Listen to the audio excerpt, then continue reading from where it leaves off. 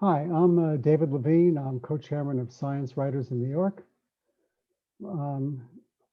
Very grateful to Joe Bonner, who's my co-chairman of SWINY, and he's making this broadcast possible, and I'll be putting it on YouTube.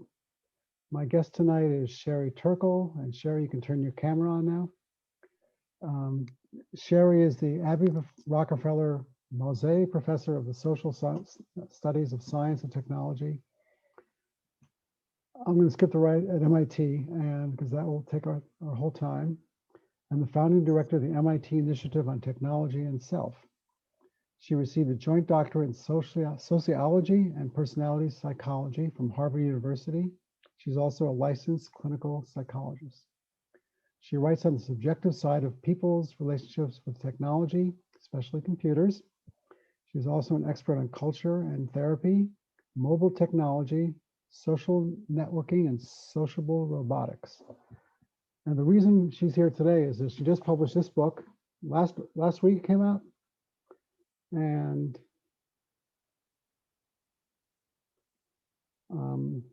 someone's asked me if we can turn on the closed captioning. I really don't know if we can. She's an expert on the culture and therapy. Okay, so this is the Empathy Diaries, a memoir, is published in March, beginning of March, by Penguin Press. And she tells her personal story, which is a groundbreaking research on technology, empathy, and ethics. Her previous book was Reclaiming Conversation, The Power of Talk in a Digital Age, which was also published by Penguin in October 2015. And I interviewed her in person with actual people in the audience, which I have not had in a year. And that book investigates how a flight from conversation undermines our relationships, our creativity, and productivity.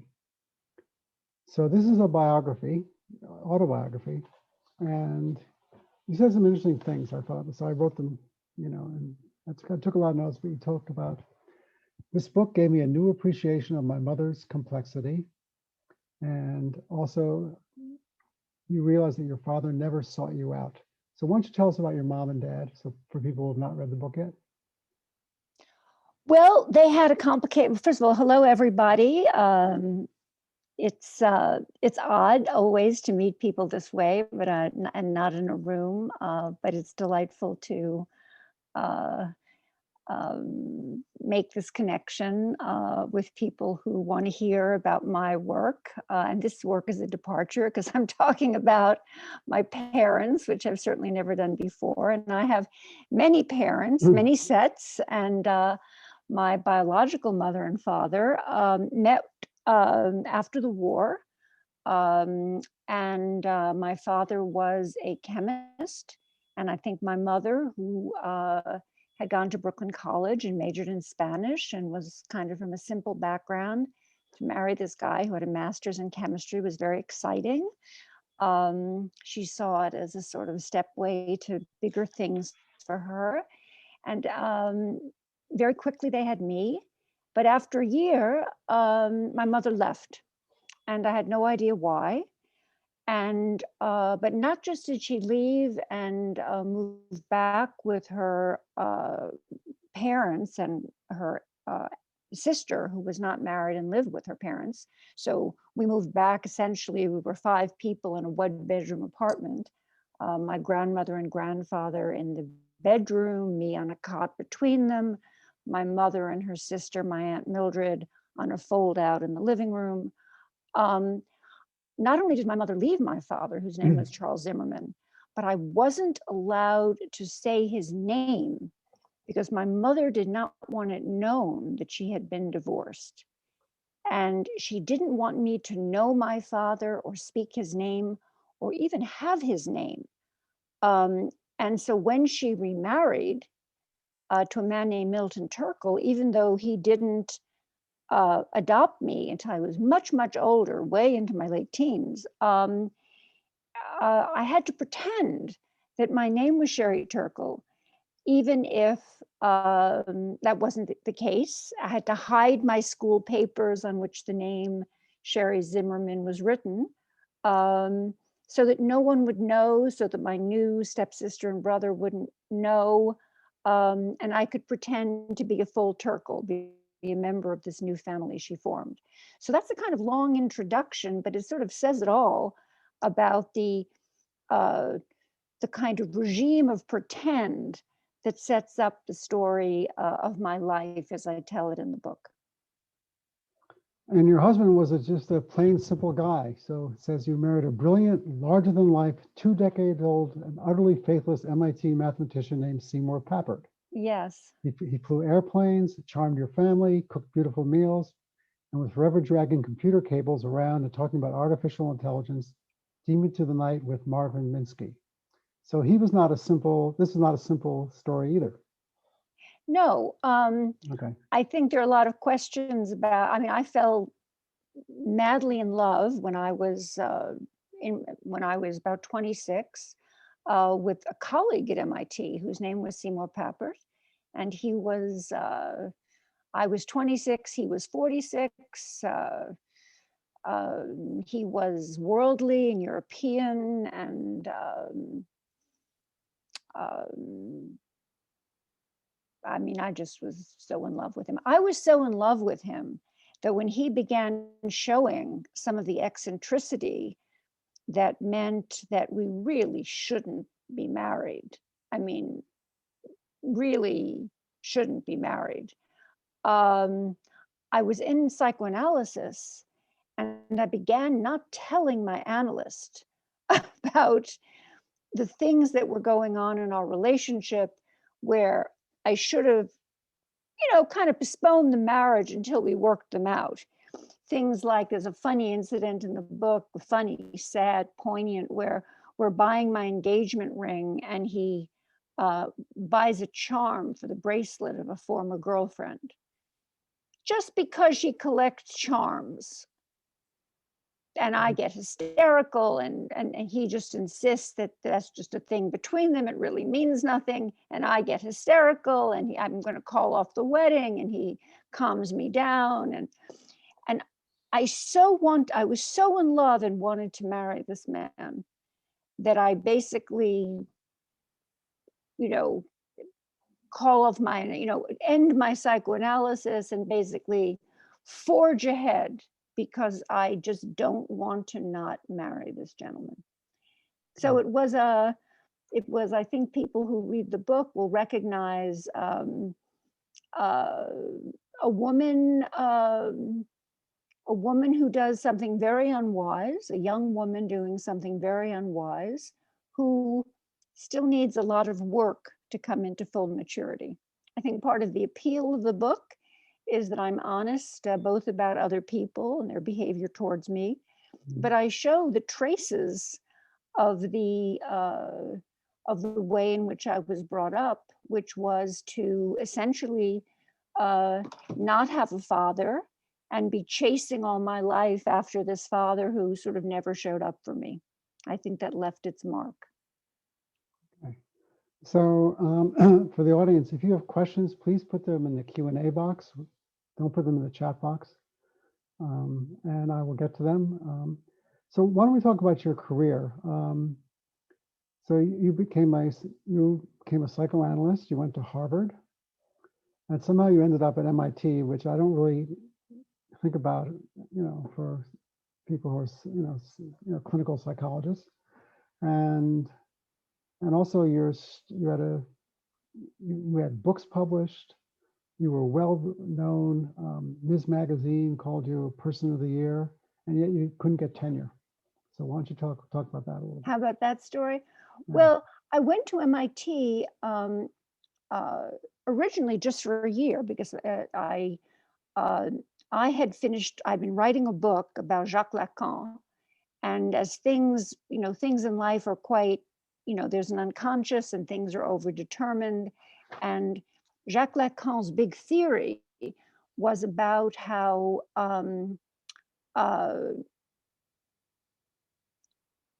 his big theory was about le nom du père, the name of the father, and how the name of the father was crucial in the growing up of a child, assimilating that name, which stands for the the weight of society on the child and the mother's relationship to telling the child that name. I don't want to get into boring detail, but I mean, here I was, a child who had no name of the father. And I somehow had sought out the psychoanalyst whose theory was centered on the name of the father, really without having put two and two together in my head of why I was doing that. I wrote this book about why the French had fallen in love with Jacques Lacan's theory just at the same moment that they'd had a big social and political explosion. And the name of the book was Psychoanalytic Politics, but it's really about how people who had not been interested in Freud become interested in a new science of mind. And MIT hired me because they thought I could do the same thing for artificial intelligence and cognitive science. I could explain how people would now appropriate those ideas for thinking about mind, just as people in France who had never been interested in psychoanalysis had taken up those ideas for thinking about the self. So I went to MIT thinking I was going to have this year or so to think about that kind of thing. And as soon as I got there, I met people who were saying stuff like, don't interrupt me, I need to clear my buffer. My mind is programmed.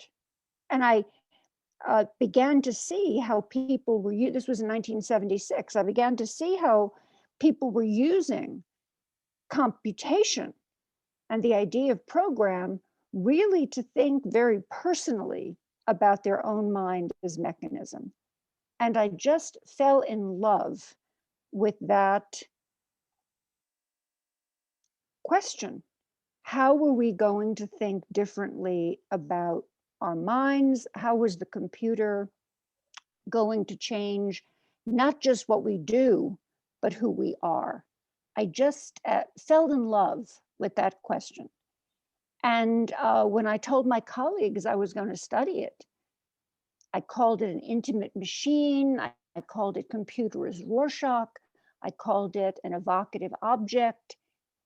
I showed them someone saying, a 13-year-old saying, you know, when I program a computer, I put a little bit of my mind into the computer's mind, and I think about it differently. They said, do not study that. That's a waste of time. The computer is just a tool. And I knew that that was like an engineering way of thinking about this, that as a psychologist, I had a different way of thinking about this. And I just hunkered down and I just kept studying it, trying to kind of convince these engineers that I had seen in digital culture something that was much richer and more psychological, and that it was going to change how we saw ourselves and how we saw the human. And that's what I've been about ever since. That's why I've stayed. That's why I'm there. But you also, in your last book, you really warned about some of the digital Yes, way of. so it hasn't been an easy story. First of all, MIT fired me before they rehired me because they didn't particularly love the idea of having somebody who saw this aspect of the computer in their midst. I mean, they were kind of committed to the idea that the computer was just a tool and not something that initially that was, you know, the idea that the computer was a mind-changing, addictive, soul-changing, evocative device was not something that they, you know, now we just say, oh yeah, sure, that's right. But at the beginning, they weren't so excited about that. And also, I began to see that it had problems. In my last book, I talk about it as something that erodes our capacity for empathy because it erodes our capacity for solitude and for focusing our attention, which is where the capacity for empathy is born.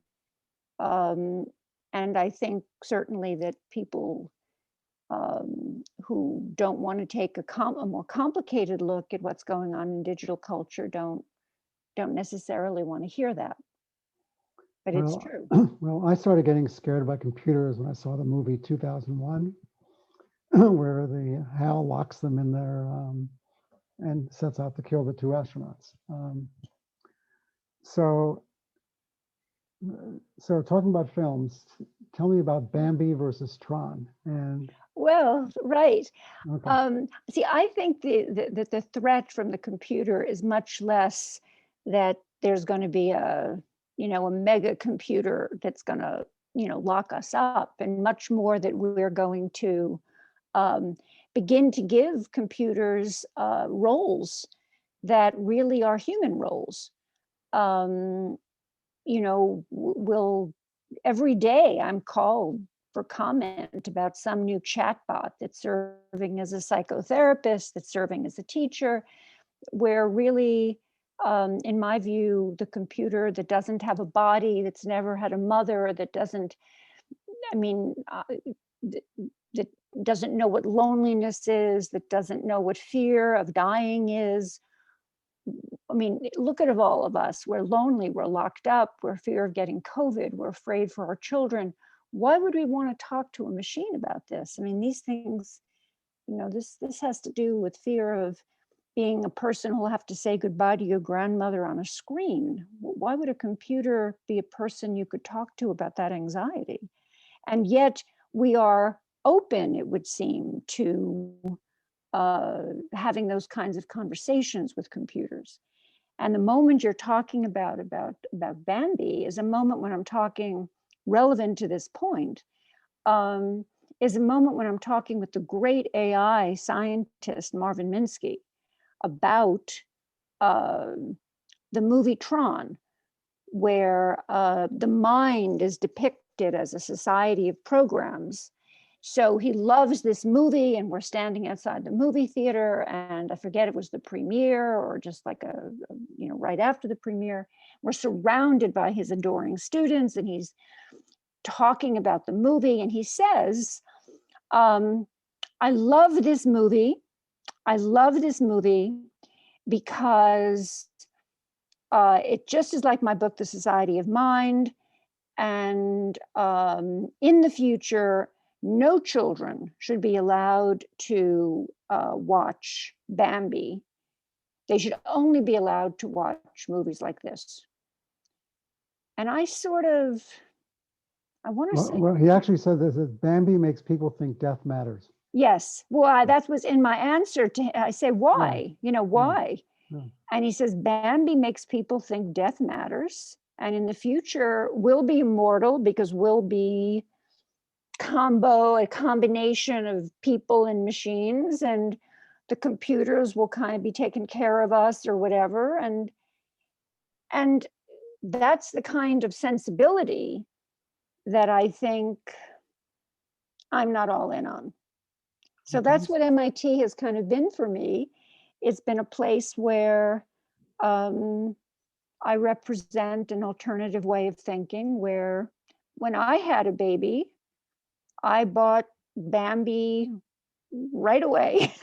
I remember when I bought extra copies, and I remember thinking in my house, and he was also against, it wasn't just death matters, it was that mother-child attachments were not something that children should be thinking about, because robots would be somehow having a place in this equation of raising children, and uh, that a mother's death would not be so relevant because the robots would be there. I mean, it was a long conversation, essentially about human attachment being something that's a little bit off the table. And I really remember that when my daughter Rebecca was born, I remember buying lots of Bambi and also thinking human attachment is not off the table in this home. But that is a serious, I mean, that's not just a joke story. I mean, that's Mm-hmm. the idea that robots are appropriate as friends, companions, objects of attachment is something that really is with us. That we will go into virtual reality, augmented reality, and we will bond with avatars, we will connect with avatars, is very much on the table now. And I think for me, it is a very big problem. So when I was reading the book, because I know you, we've known each other for a while, and I've interviewed you before, and I thought, I thought, wow, I thought she attended prep schools, Upper East Side, all these things, and it was very different. Obviously, it was very, very different than what what I thought, brought to it. And so, what do your colleagues think of you telling your personal story? Um, I I think people feel that it's a very the feedback I've gotten is that what makes the book s- successful is that I'm not I waited to write it to a point in my life when I really don't have an axe to grind, you Mhm. know? I'm Okay. not mad. I'm not trying to get out at anyone. I had a tough slog at MIT, but I basically am able to say I've had a great career there. And I also admit that when I had to fight for my tenure, my reaction to it was not a good reaction.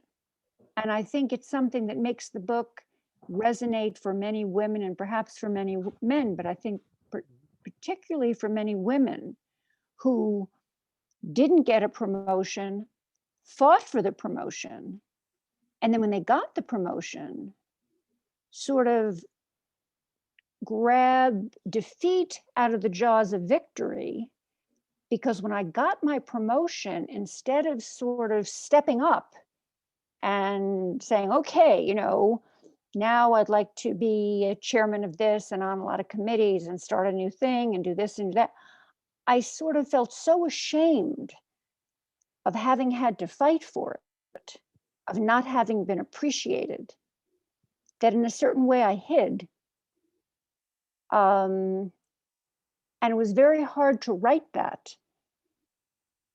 It took me a long time to step out because I think it related back to my father having disappeared.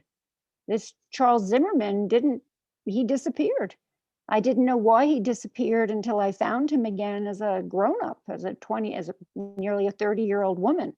With my mother dead, I hired detectives and I go out to find him. But essentially, every Hanukkah, every birthday, I would go to the mailbox and wait for a card, and he never showed up. And I think that sense of rejection um, set me up so that when I was rejected by my job, even though in the end I won, there was a kind of smushing together of that you shouldn't have to fight for a father's love. You shouldn't have to fight for his attention. You shouldn't have to you shouldn't have to fight when you really deserve a job. I mean, I really deserved that job. I'd written 2 excellent books, and both of them brilliantly reviewed by the New York Times and the scholarly community. I'd published tons of papers. I was already a scholar of considerable note. I should have gotten that job. I shouldn't have had to fight for it, I felt. And I felt ashamed because I think it got conflated with my personal life.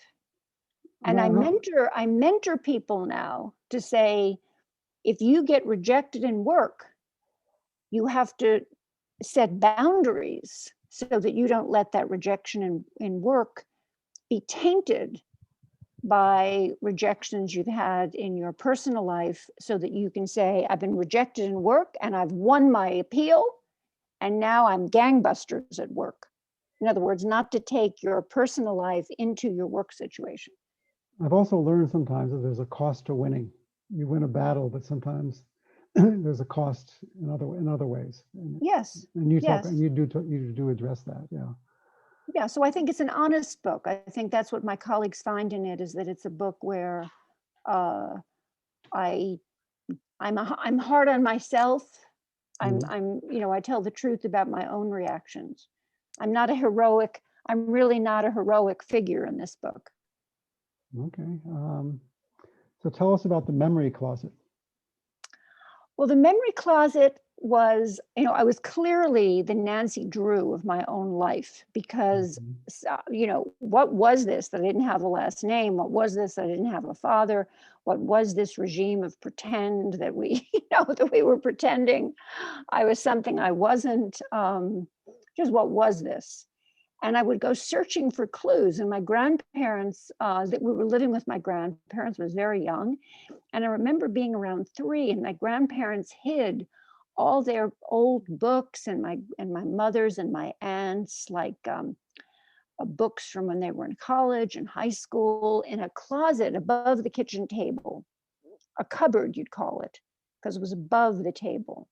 And I would push the table to the cupboard, and I'd stand on the table and reach, open up the cupboard and look for look in all these books and papers, and just looking and looking and looking. And I really didn't know what I was looking for, but I think they did. I was looking for the trace of this father who'd been taken away. But I think they'd been there before, and they'd taken out whatever trace. But I found a picture of a man whose face had been kind of all ripped out, and I knew it was him. Mhm. I just sensed it must be him. And I studied it so carefully. I mean, his pants were tweed, his shoes were lace up. And I remember burying this picture in the deepest recesses of this closet, which I called the memory closet, um, so that no one would take it away from me, because I knew that if I put it like closer so I could look at it again, somebody would get rid of this. And it was so precious to me. It was the only trace of him that I ever found, until I found him by hiring detectives when I was much older. So I have a college friend who also hired a detective, found his real father, rang the doorbell, and he said, "I'm your son." And he said, "If you don't get the hell out of here, I'm going to call the police." And he never saw him again. What happened when you saw your father? Well, I had hired a detective, Right. and I'd been looking for Charles Zimmerman's all my life. The book begins with a very poignant scene, which my grandmother's died, and I'm looking in directories, telephone directories, for all the Charles Zimmerman. My plane back to Harvard is late, and I'm graduate school, and I'm looking for Charles Zimmerman's in the Queens phone book, and the Manhattan phone book, and the Bronx phone book, and there are thousands. I mean, New York is just full of Charles Zimmermans. And I finally just hire a detective with the one piece of information that my aunt had given me, that he'd once been a teacher. And he correlates the little facts I know, and we find what I think is my Charles Zimmerman. And I write to him, and he says, "Yes, I'm your father." Because I basically say, when I was born, and then my mother was divorced, and I am now Sherry Turkle, and if you'd like to meet, I would like to meet. And he writes me back, and we set up a date. And I walk in, and I he lives in Queens, and I walk in, and he says, I look at him, and it's this incredible shock, because of course he looks like me. And I think if you have never seen your family, if you've never seen your biological father, the shock of just meeting your biological father is astounding. And he looks at me, and I see, and I say, I don't speak. And he says, did you find me through the New York Times? And at the time, there had been this big PR campaign by the New York Times, which was, find your job through the New York Times, or I found my job through the New York Times. It was like all over in the subways and on buses. And I said, "What do you mean? Have you been advertising for me? Have you been looking for me?" And I was so excited. I thought that he'd been like looking for me. And he said, "No, I advertised in the New York Times, in the book review, in the classifieds." And he shows me his ad. which is that he had an ad in which he had disproved Einstein. He had written a book disproving Einstein, and he asks people to write for him and send money, and he will send them his disproof of Einstein. And that was my father. So he was kind of a crank scientist who thought that I'd found him because I'd come across his ad disproving Einstein. But indeed, no. And he was really quite disappointed that I hadn't found him that way. And once he learned that I was a professor at MIT and was married to a famous mathematician-y professor at MIT, I would say he saw me instrumentally. He saw me as an object that could help him get his ideas about Einstein, more into the world. And that was a great disappointment to me, since, I was there to connect with him, and he really wasn't somebody you could connect with. And there was a very funny scene where I was having dinner with a great mathematician at MIT named Vicky Weisskopf. And Vicky Weisskopf was talking to one of the other physicists in the department. And I'm just sitting there sort of over my soup, happy to be invited to this dinner with all these very junior professor, like, the junior. And Vicky Weisskopf says to one of the other professors, I get all this mail from cranks and who disproved Einstein, or who's disproved the Michelson-Morley experiment, or one thing or another. And what I do is I tell them to write to each other. And I set them up with each other so they could write to each other instead of writing to me. And my father, Charles Zimmerman, was one of the people who he had set up, Vicky Weisskopf had set up to write to another Einstein crank. And meanwhile, when I was having this conversation, I knew that my father was complaining to me that when he wrote to MIT scientists, they were setting him up with other cranks. So I was getting this story both from Vicky Weisskopf and from my father. It was really rough. It was really rough. So basically, it was like a Joan Rivers, talk among yourselves. Exactly, talk among yourselves. Okay, yeah. So, that was Dad. That was Dad. Okay, so here's some Qualtech questions.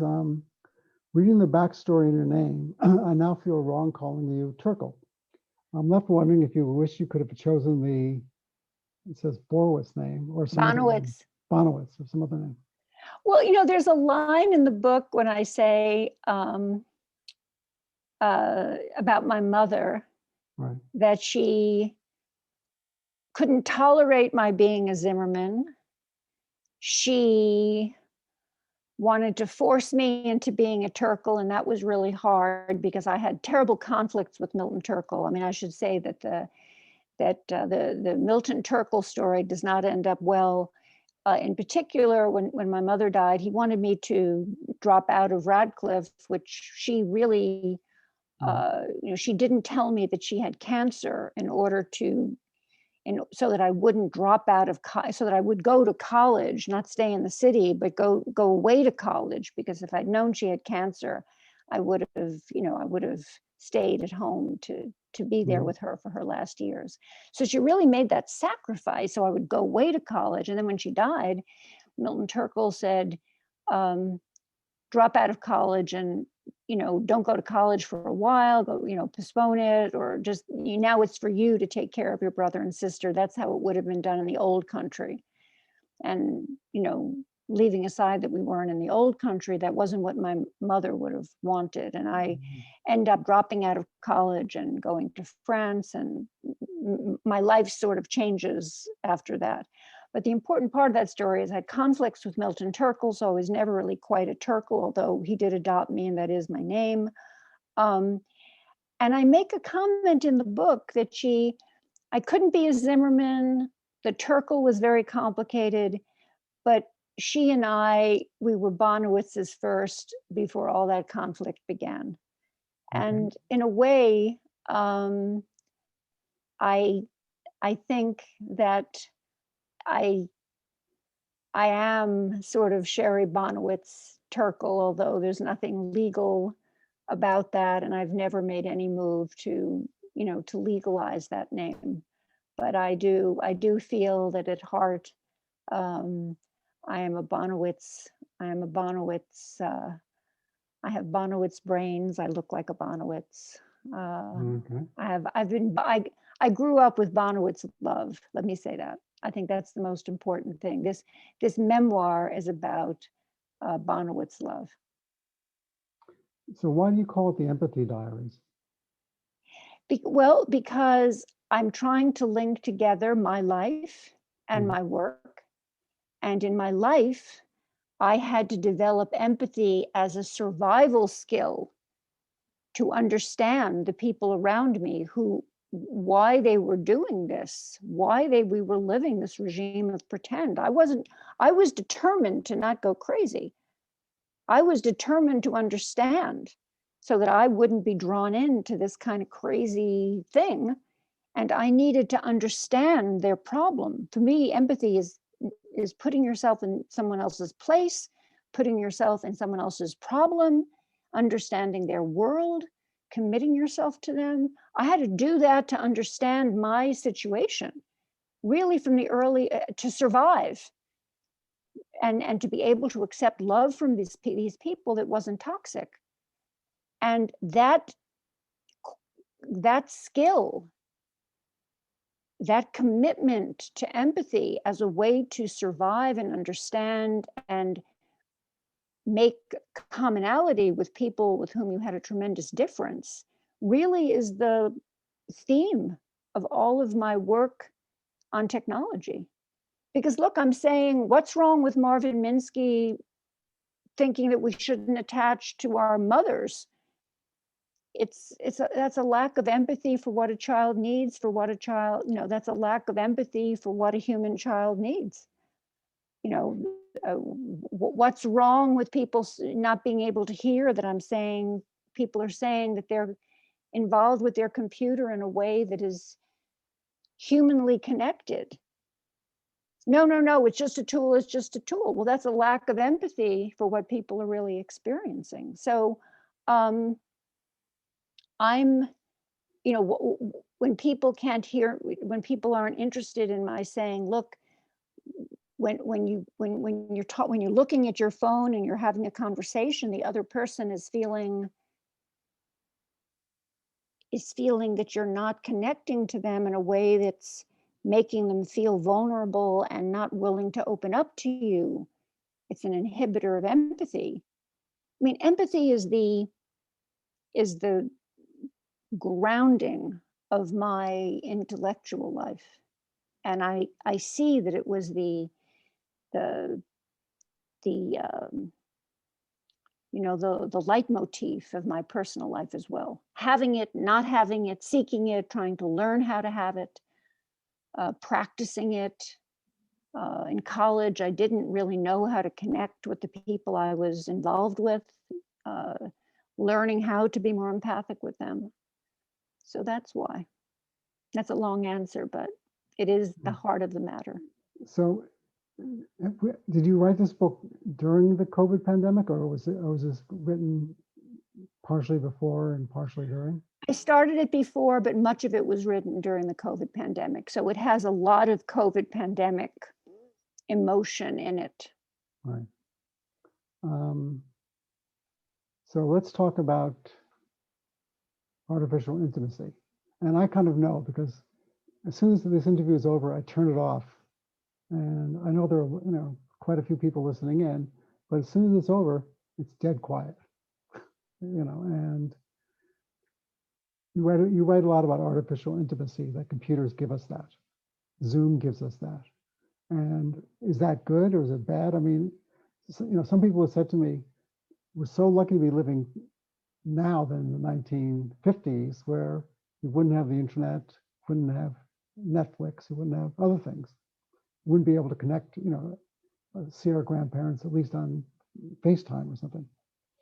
So what does artificial intimacy mean to you? Well, I don't think Zoom is artificial intimacy. Okay. Zoom is, I mean, thank God for Zoom. Zoom is like the best we can do in our moment to be with each other.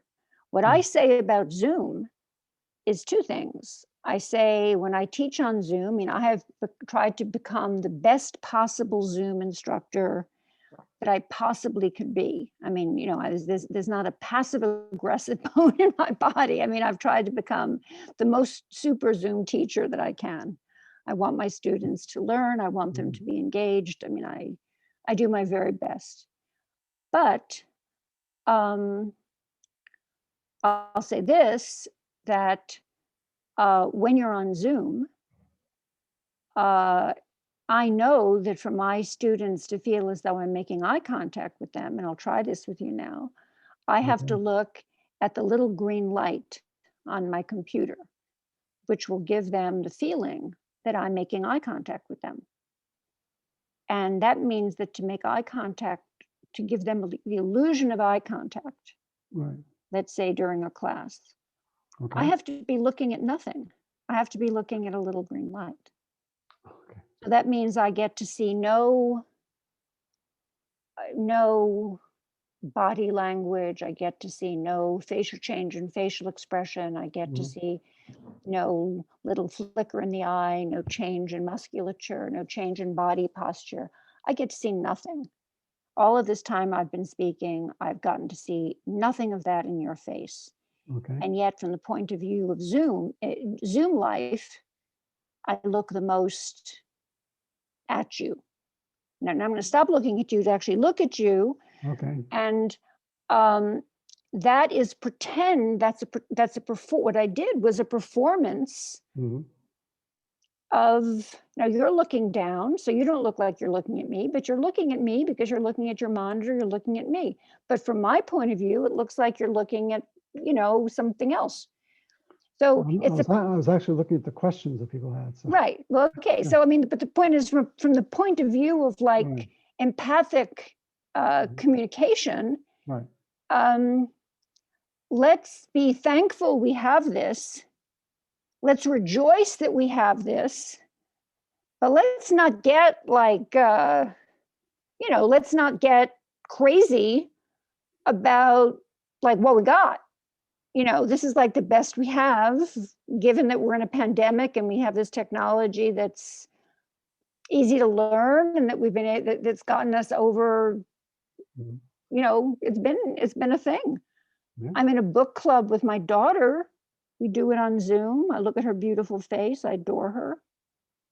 I'm not going to give that up. I mean, I look forward to it so much. I'm so thankful for Zoom.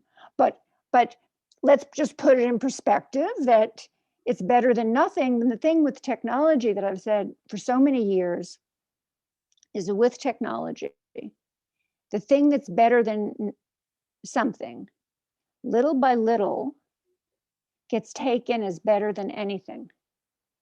Like the first time I saw this and just hit me in the face, and I almost didn't know what I was seeing. I didn't have a language for it. Was I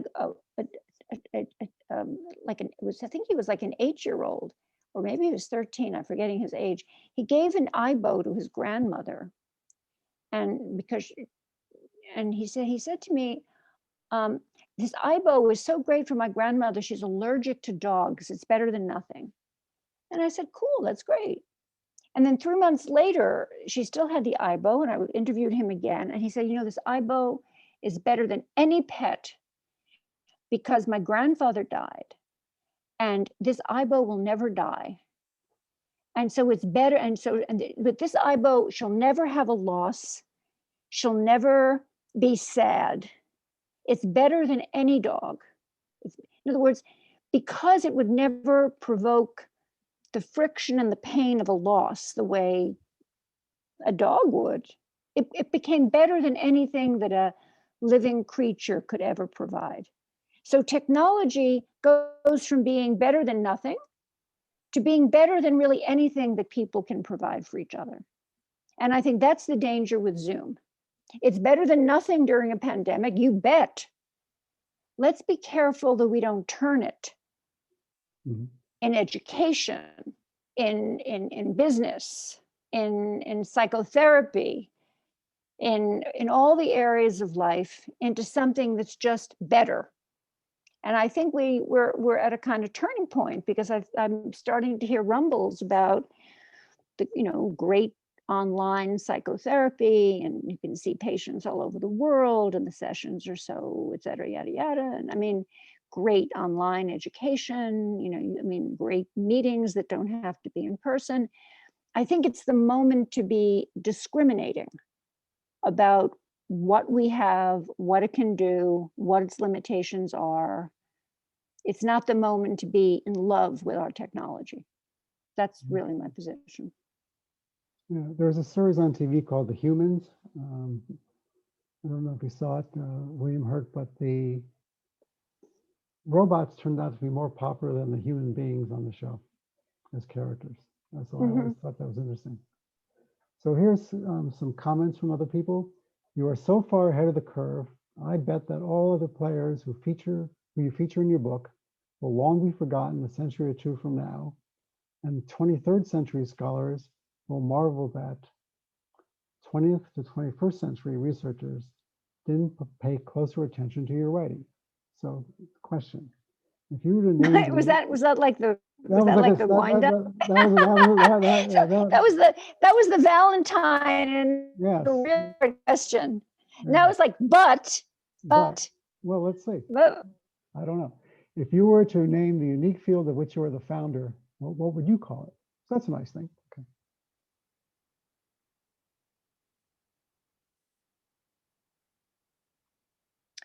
Subjective side of technology. Okay. So someone has a very simple question. What is that painting behind you? I don't know. I'm staying in a friend's house that had my house is being purchased, and I'm staying in a friend's house that's already winterized, and I'm about to move back into my house. And it is their part of their art collection, and I don't know what the painting is. So another person said, David brought up the movie 2001: A Space Odyssey. Did you and Minsky ever talk about this movie? No. Okay. He was obsessed with Tron because just like his theory of the mind.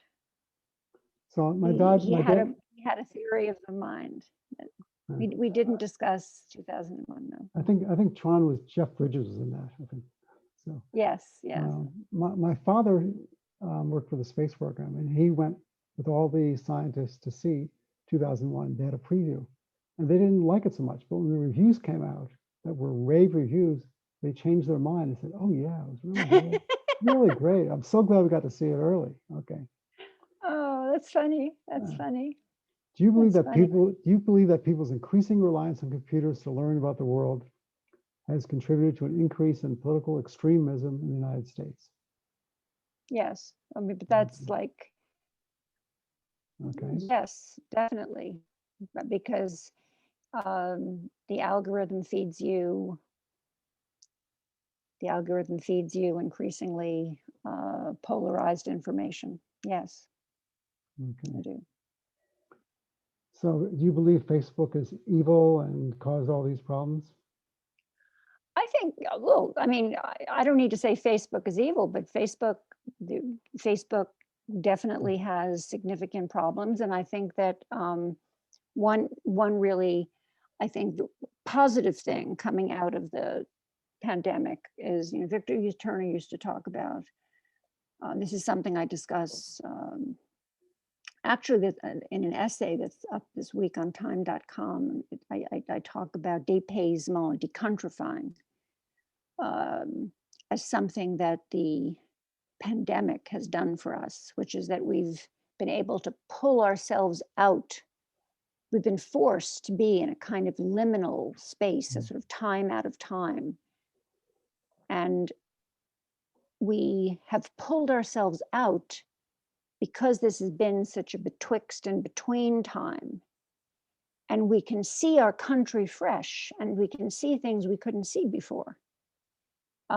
We see racism, we see white nationalism, we see gender inequality, we see,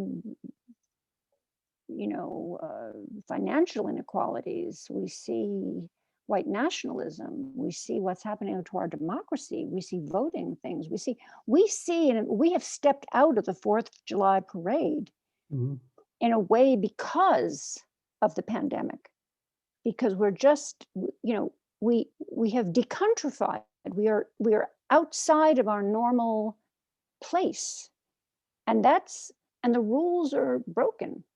The Trump presidency, the rules have been broken, and that's both a terrible thing, but also an opportunity when that happens.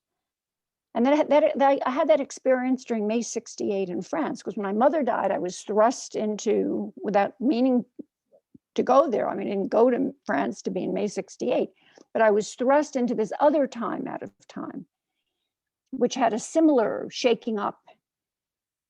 And being outside of things gives us this new possibility to take things in hand in a new way.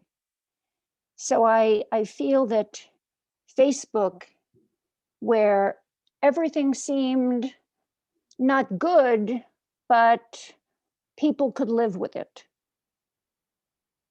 now it really does seem like an urgent problem to fix this, because democracy needs it.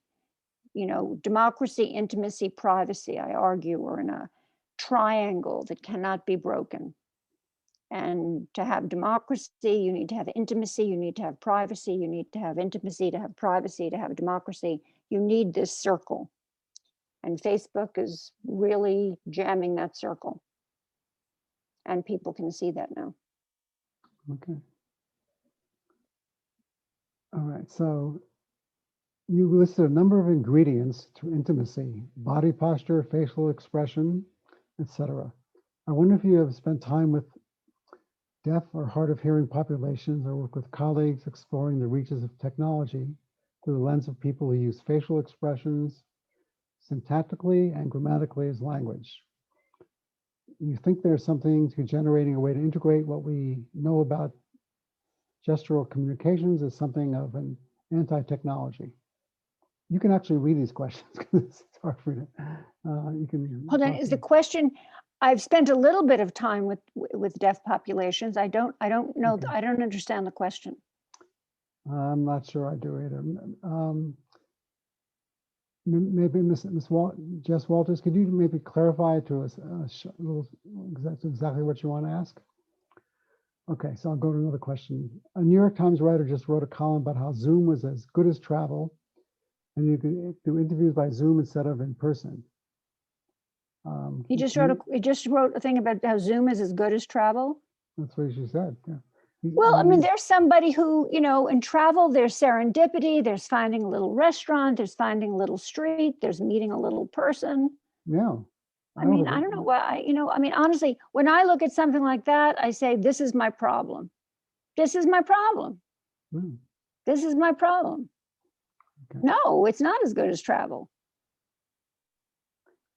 Just like talking to a robot isn't as good as talking to a person. No, in the beginning of COVID, I was so frightened. I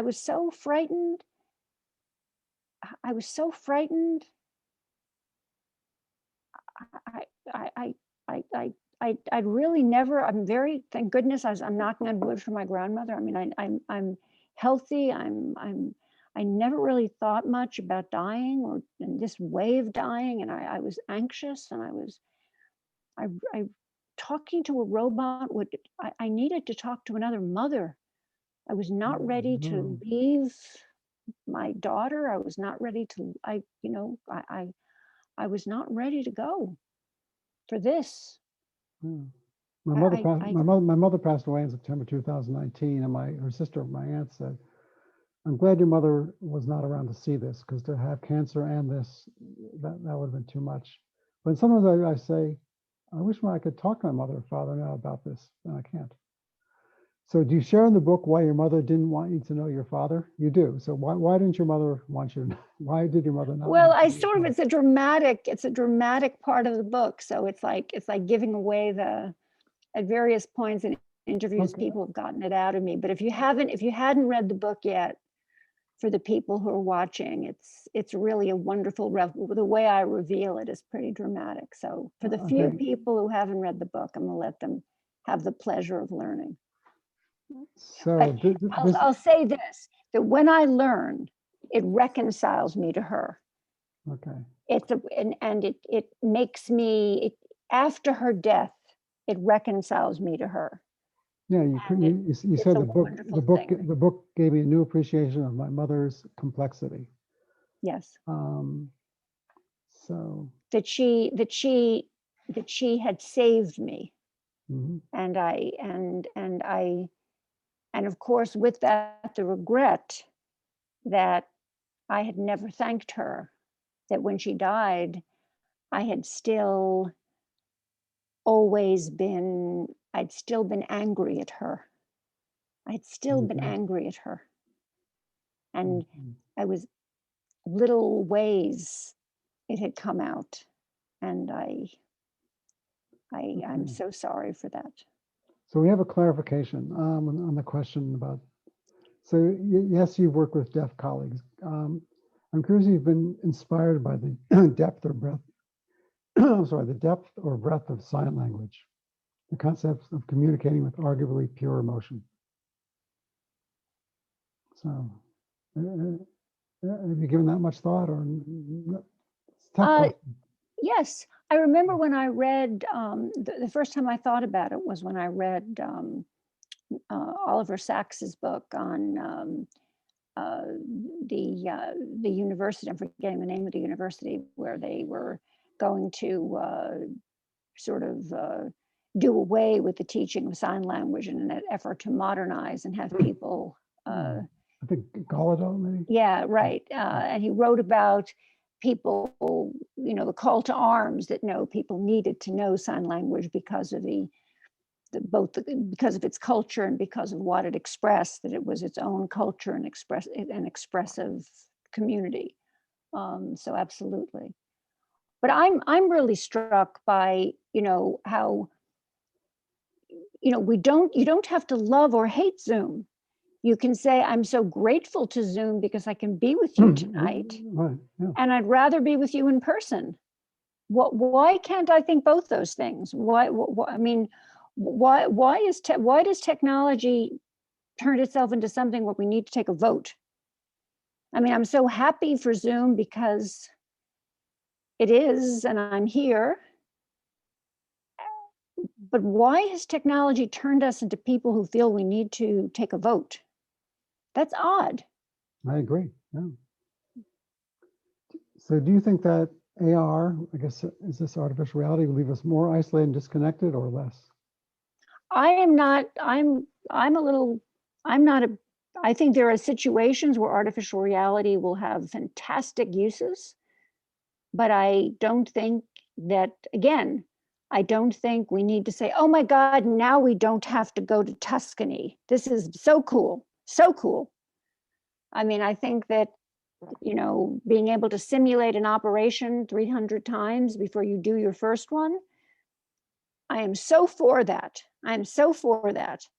But I don't think that it's like the real thing, because you can't have that serendipitous encounter with the person. And I don't think that it's an empathy machine. That is I guess that's my sort of, my Mm. strongest statement. It is not an empathy machine. It's not something where you substitute it and get empathy by being in an artificial reality. It's not the same thing. And I remember when Google Glass came out, how many people I interviewed who said, Professor Turkle, I've got it. You put Google Glass on a person of color, the glasses that they recorded everything that your whole experience. Okay.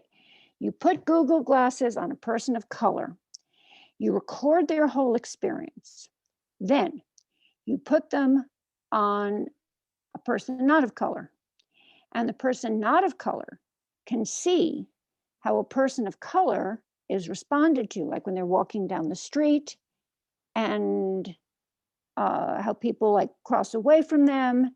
And this will solve the problem of racism, because people who are not of color will see how people of color are responded to. And I'm interviewing about Google Glass, which was a project I was doing to interview about Google Glass. And it was an engineering fantasy that what you needed to solve racism was this neat technology that would just show white people the world through the eyes of a person of color. And when you really unpack that, I think you see what's missing when we just look to an artificial reality or Google Glass or an Oculus or some kind of tech to get us where we want to be in terms of our relationships with each other.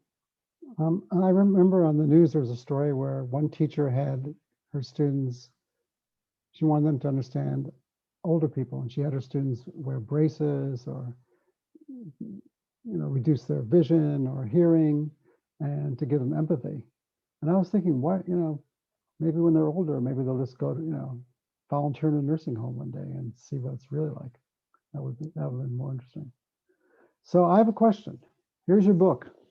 How do people get it besides Amazon? Go to your local. I don't have the thing with me, but if you go to the Penguin Press book site, or go to your local bookstore, the Penguin Press book site has lots of places you can buy it. You should have it up. You should have it on your. You should have it. Here it is. Michelle Lublinka has just put it in the chat. Thank you, Michelle. Okay. Michelle is a dear friend. There it is. Okay, well, thank you. They need to click there, and it'll bring you to the website of my book. And it's like I don't walk around with my website on me. You click on that website, and you have lots of places to buy it. And I'd love for you to buy it. It's my best book. So when I interviewed you about your last book, I said, did I say it was my best book? No, but you said, I said, are you writing another one? She said, David, I just finished this. God knows, I don't think I'll ever write another one again. So let me ask this question. Are you writing another book? No, okay. Do you plan to write another book? I shouldn't say I'm not, because I clearly will. Okay. I clearly, ideas come to me all the time, and if I say I'm not, I always rest a little. After the other one, I rested a little. I did rest a little. Yeah. So. Yeah. Well, you needed it too. I did rest a little. Right. I wasn't lying when I said I rested a little. But then I was just compelled to write this book. So do you miss going on a book tour? Although on your last book tour, you got a concussion from NPR. Yes, I did get a concussion. A camera fell on me. It was so, my book tour was so glamorous that a camera fell on me and I got a concussion. Yeah, I really do. I really do miss the people who are reading my book. I miss seeing the people who are reading my book. I miss that. I do. Well, I used to go to Barnes and Nobles and I see people in person, and like Tracy Ullman, all kinds of authors, William Styron, and after they would sell their books. Isaac Singer, they would autograph them if you bought a book, and you could talk to them for a minute or two. I thought that was very it's nice. exciting. It's thrilling. I mean, if you write a book, you're so alone for so many years writing your book. And, in this case, there are so many personal things in this book that I put in. There's a story in which I let my anger at my mother show. And it's so raw and it's so intimate. And it shows my I say in the book that if I had one do-over in life, I would do this over. And I put it in the book because I thought, if I put this in the book, people will know that I'm letting my vulnerability show. They'll know everything in the book is true. Then I took it out because it made me feel too vulnerable. Then I put it back in, and I put it back in. And finally I left it in. And I just want to see, so much of me is in this book, and Mhm. it's the book that I wanted to read. I ended up writing a book that I wanted to read, a book about how a woman of my generation, which was not a generation when people said, "Oh, I really want women in the university. Please come teach in the university." I was like before that. Um, I really wanted to read a book about a woman of my generation and what it took, and yet I wasn't a woman who was abused. There aren't stories here of crazy. It's not a crazy Me Too book. No, no. It's a book of a woman who was mentored appreciatively by a lot of men. Um, but it's a book about a woman who did not have an easy time in the world of men, who were in charge of institutions. So it's a complicated book. I wanted to read that kind of book about how life and work meld, and I didn't see that many. And I'd love to meet the readers of this book, and I don't really get that much of an opportunity. Well, it's good. I mean, Neil Simon once said, if life had no problems, the day would be over at 12 o'clock. I always like that. Well, So, I'll meet my readers after we're all vaccinated, and I'm sure I'll have an opportunity. I look okay. forward to it. So next week, we're going back to discussing COVID-19 with Dr. John Moore, who's been my guest before. He's at Weill Cornell, and he's going to talk about the variants. And he's going to explain what they are, whether the vaccines protect us against them. Hopefully they will, but we don't know. And he's also going to discuss what the companies are going to do about the booster shots. So anyways, I want to thank Sherry Turkle for spending an hour with us, and it's great seeing you again. And hopefully I look forward to seeing you in person in real life. And I want everyone, please tune into our next broadcast. We're going to do one on dating and COVID with Helen Fisher in April. And we're also going to do one about income inequality, and we'll keep going. So everyone stay safe. And Sherry, thank you very much for Thank you spending so your much, time. David, and thank you everybody who's here. It's been a pleasure. Oh, it's been a real pleasure. Okay, take care. Good night. Bye-bye. Bye-bye.